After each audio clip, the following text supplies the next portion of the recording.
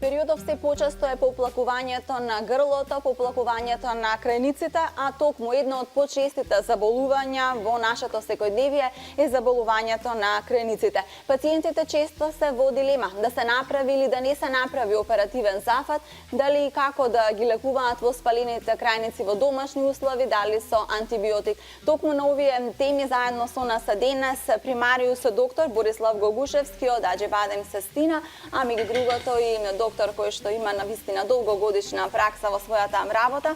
Добре ни дојдовте и ви благодарам што ни одвоивте од вашето време. Добро ве најдов, јас се надевам дека ќе има доста интересни прашања на кои што ќе одговориме за ова време кое што ни е овозможено. Така. Докторе, на самиот старт, првенствено, ајде да ни појасните за крајниците. Каде се наоѓаат во нашето тело, во грлото? Кога зборуваме за крајниците, вообичаено се провлекува еден термин во стручната литература од оториноларингологијата, зборуваме за тонзиларен проблем.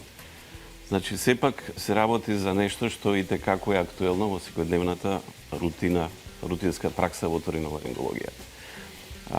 Крајниците се сместени во устната празнина, во ждрелото, поточно речено, и се учинуваат еден крајнички прстен, кој што е опфатен и ги опфаќа практично непчаните крајници или палатиналните тонзили, кои што се гледаат при еден обичен орофарингоскопски преглед или преглед на устната празнина. Потоа третиот крајник, кој што вообичаено се нарекува трет крајник во праксата, инаку се тоа аденоидно ткиво кој е сместено на сводот на ждрелото. Тонзиларно ткиво на коренот на јазикот или така наречените лингвални тонзили, кои што го формираат тој така наречен Валдееров крајнички прстен. Она што е интересно, врзано за функцијата на крајниците, секако е нивната одбрамбена улога во организмот. Од причини што представуваат прва бариера, која спречува ширење на инфекцијата кон долните патишта. Меѓутоа, ова се одесува пред се на здравите крајници. Кога тие крајници често заболуваат, тие веќе ја губат својата нормална функција, веќе стануваат жариште на инфекција, од каде што инфекцијата многу лесно се шири понатаму во организмот. Кога зборуваме за најчестите причинители за инфекциите на крајниците, тука се најчесто застапени бактериите и вирусите, и тоа од бактериите пред се зборуваме за стрептококите, најчесто бета-хемолитичните стрептококи, кои што се опасни бактерии, кои што може да предизвикаат проблеми и во други органи во организмот, доколку се работи за хронична инфекција. Пред се зборуваме тука за проблеми врзани со бубрези, срце, зглобови. Значи, тие стануваат фокус на инфекција практично, крајниците. А исто така спаѓаат во групата на бактериите и други бактерии од типот на хемофилус инфлуенце, мораксила катаралис и така натаму. Од вирусите би ги издвоиле пред се Епштан-Баровиот вирус, кој што дава особено тешки форми на инфекција на крајниците. Потоа некои вируси инфлуенца, параинфлуенца, респираторен синцицијален вирус, аденовируси и така натаму. Докторе, како да препознаеме дека не болат крајници? Може ли тоа често да се поистоветува со некоја типична болка во грлото или кога ќе не болат крајници, ќе знаеме дефинитивно? Вообичаено симптоматологијата која е поврзана со инфекција, односно воспалување на крајниците, еден од симптомите е болка во грлото.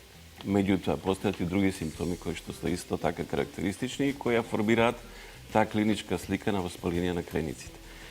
Кога зборуваме за воспаление во детската возраст, тука секако треба да го забележиме и воспаление на така наречениот трет крајник, кој што дава особено симптоматологија која што е поврзана со покачување на телесна температура, честа секреција од носот која што долго време обстојува и покрај применетата конзервативна терапија, тешкоти во дишењето, назална обструкција, значи кога детето диши со отворена уста, постојано добивајќи на тој начин во тој долготраен период на дишење на тој начин, не физиолошки начин, бидејќи физиолошки е да се диши преку носа, не преку уста, карактеристичен изглед на лицето на детето или така наречен аденоидено лице, односно лице на дете со трет крајник, каде што се менуваат дури и структурите на лицето на детето, поради тој нефизиолошки, неприроден начин на дишење.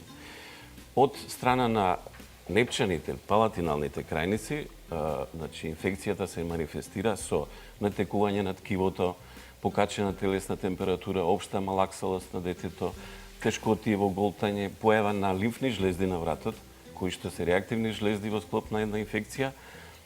Све се тоа практично симптоми на еден процес кој што ја зафаќа инфекцијата во таа регија. Често пати инфекциите на третиот крајник се проследени со инфекции на ушите, бидејќи третиот крајник се наоѓа во непосреден контакт со отворот на Евстахијевата туба. Тоа е она цевче кое што поврзува од една страна сводот на ждрелото, каде што е сместен третиот крајник, а другиот отвор е во средното уво. Така да инфекцијата од просторот на третиот крајник многу лесно може да се пропагира кон увото, предизвикувајќи или акутни форми на инфекција, кои што се многу карактеристични по својата симптоматологија, а тоа е пред се доминантен симптом е болката, но и некои скриени форми поради таа намалена функција на самата туба во форма на така наречени секреторни отити, кои што се многу подмолни, да речеме, а оставаат сериозни последици во однос на слухот кај детето. Кај овие форми, впрочем, токму поради пореметена функција на таа Евстахијева туба, настанува акумулирање или собирање на секрет во средното уво, кој што ја ремети нормалната трансмисија, пренос на звучните бранови. Колку подолго стои тој секрет, тој се организира и доведува до состојби кои веќе потешко се лекуваат доколку помине времето. Така, во овој период почесто се жалат пациентите. Каква врска има можеби временските промени, студот со воспалувањето на крајниците? Кои се оние главни фактори? Апсолутно една од причините или повеќето од причини вие ги наведовте. Да не заборавиме и се поголемото аерозагадување кое што ја менува животната средина во целост. Она што е карактеристично за детската возраст, бидејќи доминантни се овие инфекции токму кај децата и тоа во старосната група негде од 2-3 па до 6-7 годишна возраст, е периодот на нивната социјализација. Значи кога тие тргнуваат во градинки, потоа во училиштата, каде што доаѓаат во контакт со на многу повеќе можни предизвикувачи на такви инфекции, затоа и во овие старосни возрастни групи, значи инфекциите се многу почести. Како се лекуваат воспалени крајници? Значи може да зборуваме за конзервативен третман и за хируршки третман на крајниците. Сигурно дека во таа категорија многу јасно треба да ги разграничиме состојбите во кој случај може да спроведеме конзервативна терапија, а кога е неопходен хируршкиот третман кај пациентите. Тоа зависи пред се од многу фактори, од многу проценки кои што често бараат мултидисциплинарен пристап. Што значи тоа? Да тука секако треба да бидат вклучени и педиатрите, евентуално имунолозите, нормално оториноларинголозите, така да не е лесно да се донесе правилен третман согласно индивидуалните карактеристики на пациентот, зашто секој пациент е пациент за себе. Значи, вие при првиот контакт често пати, значи, кога ќе дојде детето во ординацијата, ние веќе, нормално со оглед на искуството, веќе имаме одредени сознанија во однос на неговата состојба. На тоа се доврзува анамнезата или она што родителите ни го кажуваат врз база на предходната историја на заболувањето. Потоа доаѓа физикалниот преглед, значи прегледот на детето, со сите достапни методи за тоа. Да кажеме, третиот крајник е малку поспецифичен во проценката, бидејќи треба со една мала сонда да се влезе преку носот кај детето и да се визуализира. А тоа е исклучително тешко со мали пациенти, докторе. На кој начин го леснувате тоа, да речам, при таков преглед? Тука треба да имате и верзиран персонал кој што треба да има соодветен пристап, особено кај децата, и да дури и во такви малку поспецифични, би рекол, диагностички процедури, да вие ја овозможите соработката со детето. Често пати не инсистираме на првиот преглед веднаш се да се направи, значи мора да имате контакт со детето за да оно има доверба. Тоа е посебна категорија на пациенти, за разлика од возрастните, сепак има своји карактеристики, но пристапот е многу битен. Така. Докторе, кога како оториноларинтолог, кога одлучувате дека антибиотици веќе не помагаат и дека мора да се направи операција? Мислам дека најчестата дилема кај крајниците е да се оперираат или не. Значи, само да напоменева во однос на конзервативниот третман што го спомнавме. Прва линија на избор, доколку се работи за бактериска инфекција, тоа најдобро се докажува со земање на бриз за микробиолошка анализа. Тогаш точно знаете кој е причинителот и знаете точно која терапија да ја спроведете. Но во принцип најчесто се користени пеницилинските препарати. Втора линија цефалоспорините или ајде да не дискриминираме никој од нив, но сепак пеницилинските препарати се број 1, но што е битно исто така, соодветното дозирање на антибиотикот. Значи, според телесната тежина, соодветната доза и во доволен временски период. Често пати при првото подобрување на состојбата се прекинува со антибиотската терапија, да речеме после 5-6 дена терапија, што е апсолутно контраиндицирано во однос на состојбата на детето, бидејќи сето тоа остава многу простор за повторувачки инфекции, што е уште полошо. Секоја повторувачка инфекција потешко се лекува, што би значило, значи 10 дена третман на соодветно дозиран антибиотик е конзервативниот третман кај детето. Ако се вирусни инфекции во прашање, тогаш може да се почека и да се даваат аналгетици или системски или локални аналгетици за да се намали болката, антипиретици, значи за намалување на температурата, внесна доволно течности, витамини и така натаму, што ќе ја олесни состојбата. Ако настане суперинфекција, значи бактериска инфекција на вирусна подлога, тогаш повторна антибиотска терапија. Околу хируршкиот третман треба правилно дефинирање на индикациите. Што значи тоа? Значи чести ангини. Тоа се подразбира 4 до 5 инфекции годишно и тоа во тек на 2-3 години да речеме. Треба да се следи детето или врз база на претходната анамнеза да се добие впечаток во однос на целата таа ситуација. Присуство на големи хипертрофични крајници кои што прават блокирање на просторот за дишење. И третиот крајник во тој склоп нормално. Значи правени се испитувања, така наречено испитување, постои полисомнографија се вели. Оно што родителите често ви го кажуваат, детето рчи навечер. Да, ама тоа е само звучен феномен. Тоа ништо не значи особено.